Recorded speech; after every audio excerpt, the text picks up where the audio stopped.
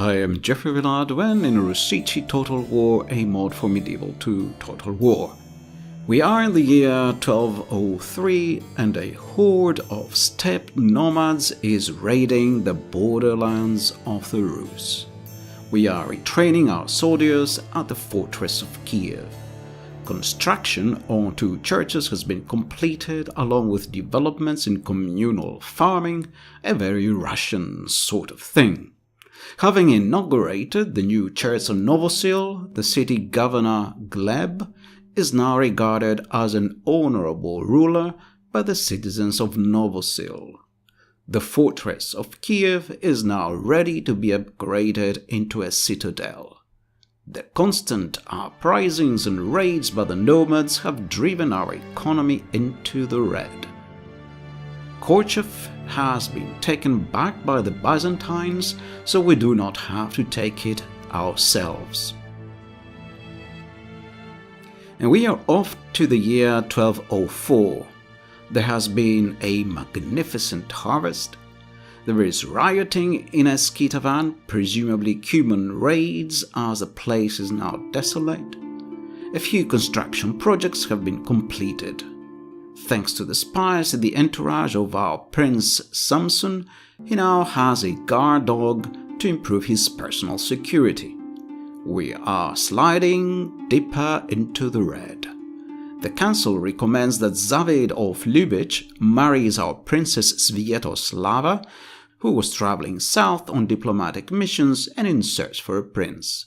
Zavid of Lubech has convinced the Council of Nobles to support his bid, and in exchange he is willing to pay a handsome dowry for the marriage.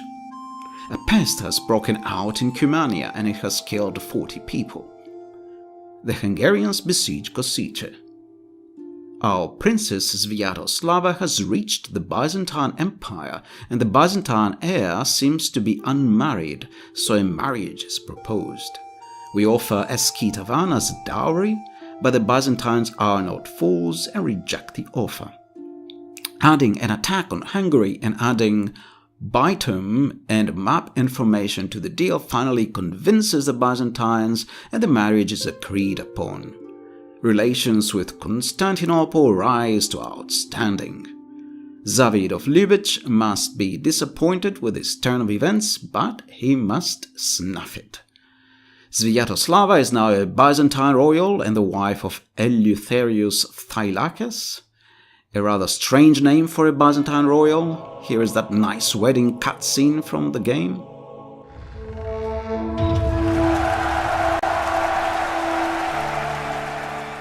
As a result of the improved diplomatic situation with Byzantium, the Cumans agreed to a truce. We are now allies with the Byzantines. In addition, we are allied with Norway, Poland, and the Bulgars. You may remember the Hungarians were besieging Košice. Košice is defended by Andrei the Just, and Svjetoslav the Wrathful turns up with a relief force. The Hungarians have some crossbowmen, but are otherwise inferior in numbers and quality. So the battle starts, and Svjetoslav the Wrathful arrives with his relief force. So this is the relief force of Svjetoslav the Wrathful. It has some upgraded militia, plenty of upgraded militia. Svjetoslav the Wrathful is here, and at the very front here is an avant-garde of horse archers, Chernia Klodbuki, a very nice unit, with their wonderful Marka horses.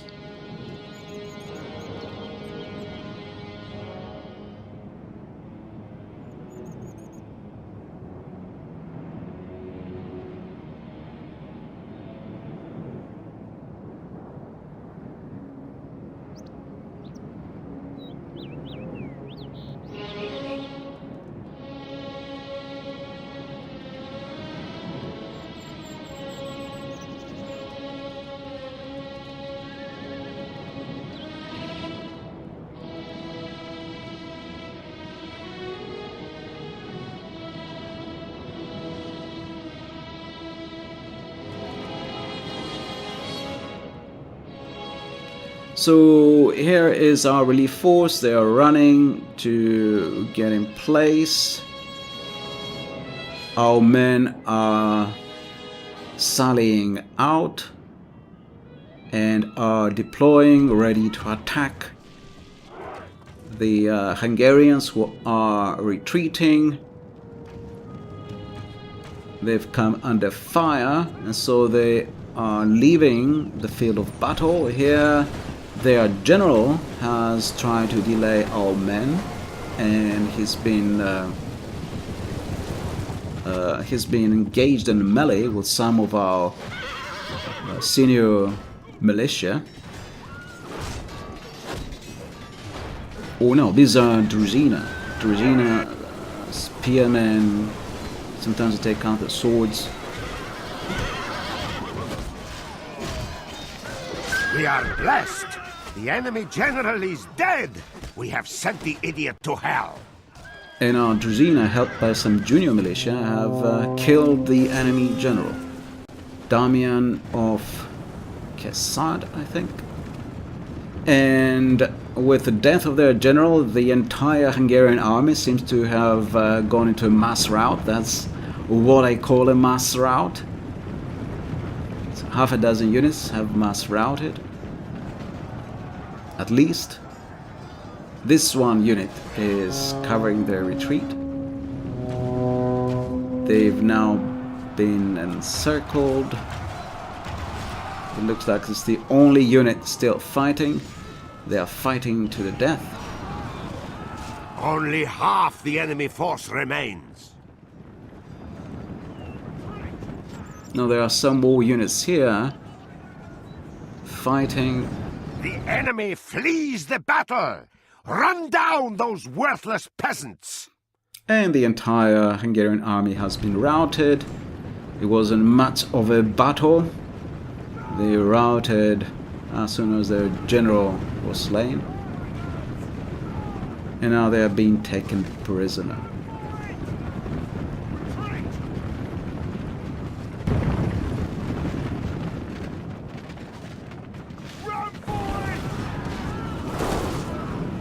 Fortunately for them, we don't have enough cavalry to chase all the units down.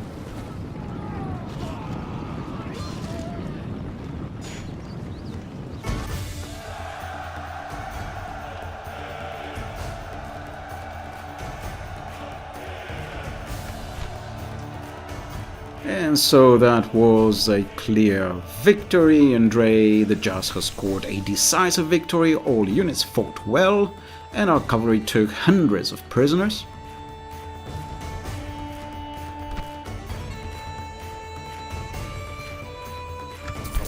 The King of Hungary ransoms the prisoners. Blessed Lord, we thank you for delivering us. And we make a little bit of money on the side. Down south, Nicaea has rebelled. Perhaps we should send our priests over? The marauding Nomads have camped on Rus lands and have eaten all the grass and are costing us a fortune. Our armies are guarding all the passes into the heartlands of the Rus, but the Nomads seem happy to just devastate the countryside, so we have to take the initiative. Of course, my lord. Boris Pukishev attacks with the army under his command. We will engage them honorably, my lord. It is a suicide mission. The Nomads are much stronger. Our aim here is to kill all their generals to make their armies rebel. The second Nomad army has 2 generals, so 4 generals overall. That's quite a task for our men, but the eyes of the Rus will be fixed upon them. We shall claim victory in God's name, men! To battle! The first 2 Nomad armies have only cavalry. This really looks like a suicide mission.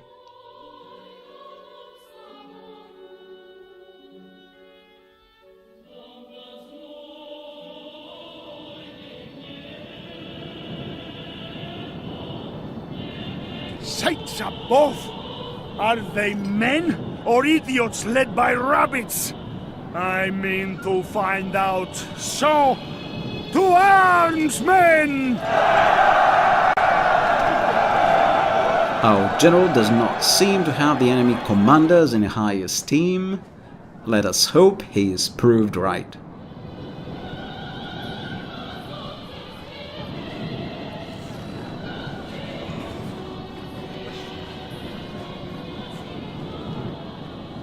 Soldiers, on my order! Yes!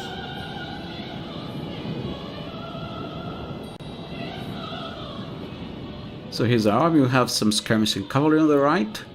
The main army has camped on a hill after all. Just need to defend. We're at a disadvantage. And we only have infantry. The enemy has practically only cavalry.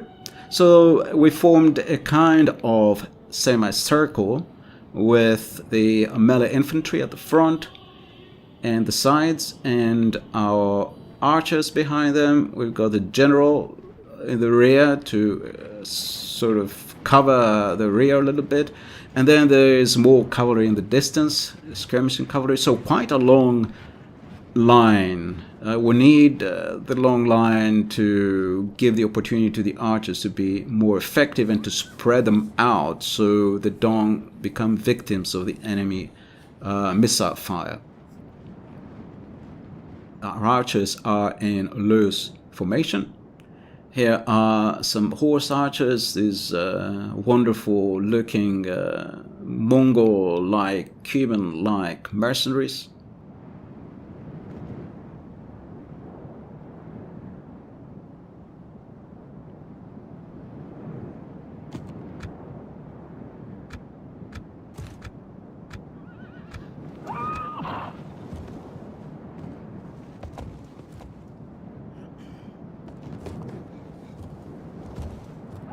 Here's again our main line. So on the wings of the center we have these sort of echelon-like formations of spearmen to support the flanks. And here in the center are various types of archers. Most of them are in loose formation. The enemy is already attacking with their cavalry.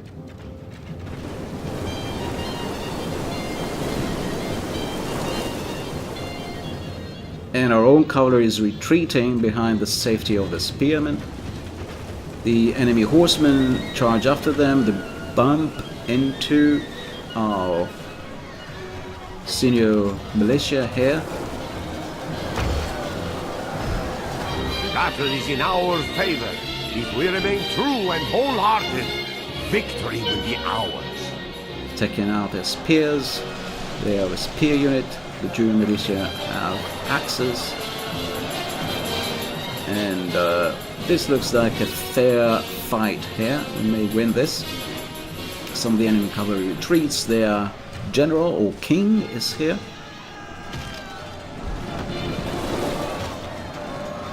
This may be their Khan, and he's engaged now with some junior militia. They're upgraded, they have helmets and shields. And the senior militia are helping them out. Here are more enemy horsemen. They're archers, they're horse archers. There's an exchange of arrows.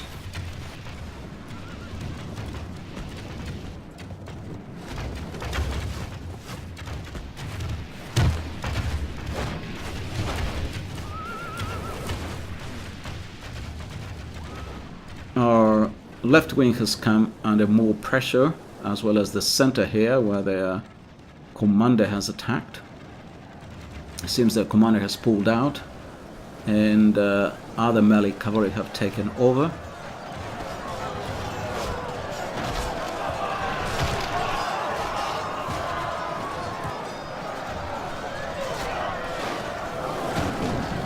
We are firing all we have at the enemy commander, who is probably their king, their Khan, is here somewhere.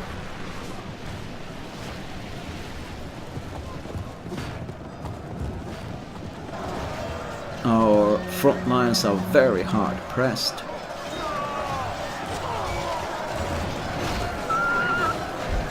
We're firing fire arrows because they are more deadly against armored men.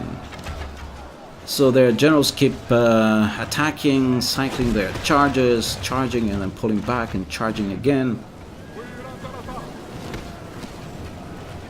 That was our own general. We have some horse archers here in a Cantabrian circle. Both our horse archers are now behind our infantry, and the enemy cavalry seems to be breaking through here, our front lines. Here's a horseman is broken through, he is attacking our archers. My lord, the tide of battle seems to have turned against us. We must act and halt this turn of events. The tide of battle is turning against us, our front lines are disintegrating. We're sending forward our reserves to try and patch the breaches.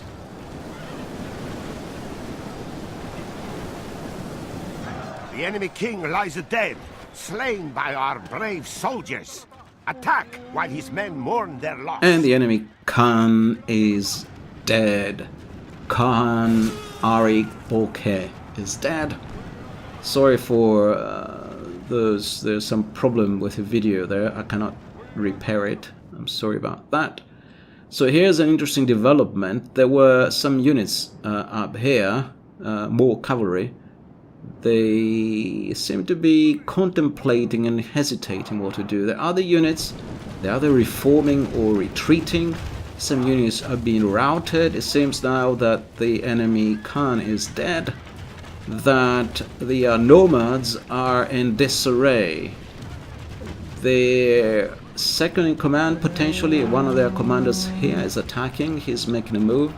He's got some infantry coming up in support. There are two enemy infantry units coming up. The horsemen, however, seem to be confused. The enemy horsemen, some of them are running off.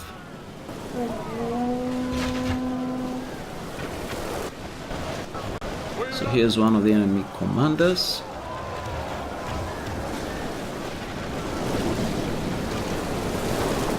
The Nomads have the flag of Milan.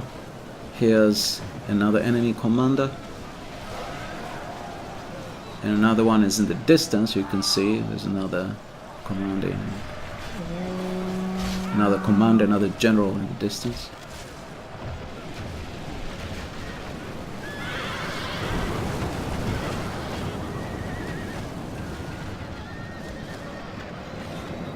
My lord, only half our force remains. And the enemy is making inroads into our archers now. They've run through our front lines. The front lines are shattered. Only half the enemy force remains. Our archers are falling back. We have no more reserves. Although many of the enemy units seem to be hesitating or are running off, there are still enough units to cause us trouble. You see one of their generals already so through our front lines. Our front lines have crumbled. Just have some scattered men trying to block the enemy cavalry charges. So here's one of the enemy generals. And our general now had to go and fight and join the fray. He's attacked one of the enemy generals. Praise to our lord! Our men have slain the enemy general. Now his men will lose heart. And our men have killed another one of the enemy generals, Argun of Korio. And more enemy units are now being routed. At least our men are not routing, they are fighting. Argun of Korio is dead.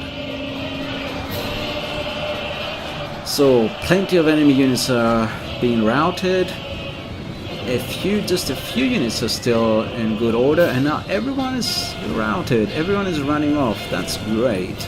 That's great. but we are still at a disadvantage. And now is the moment to pull back, really, because we've lost most of our army. We're down to maybe a third of our army at this point, maybe not even that.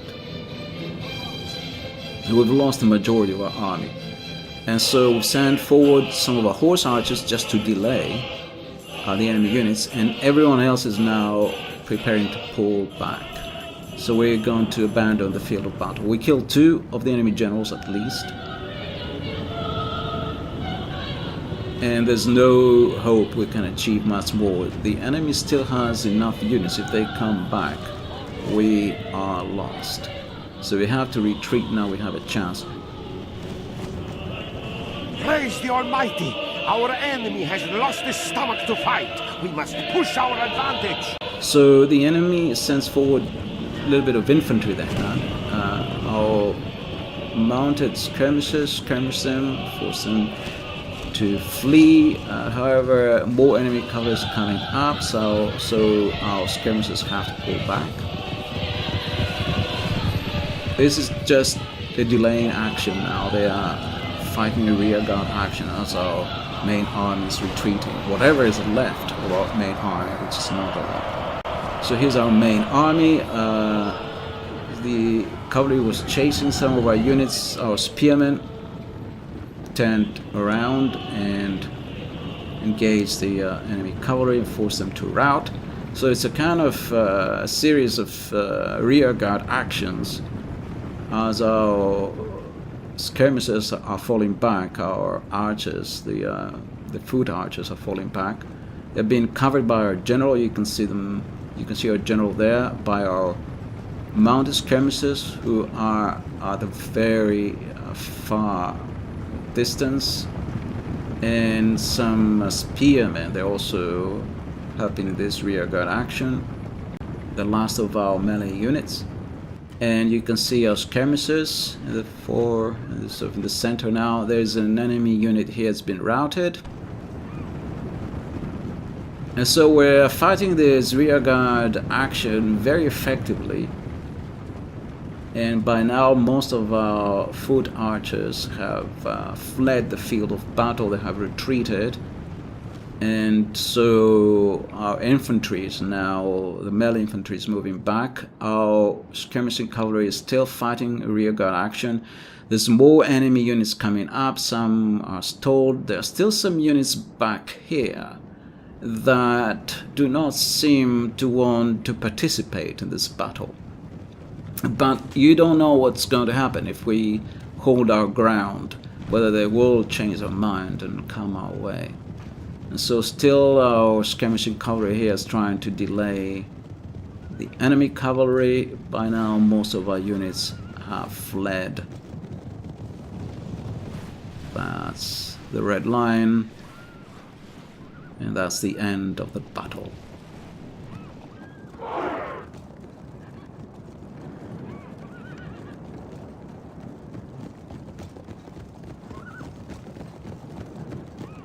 Lord preserve us!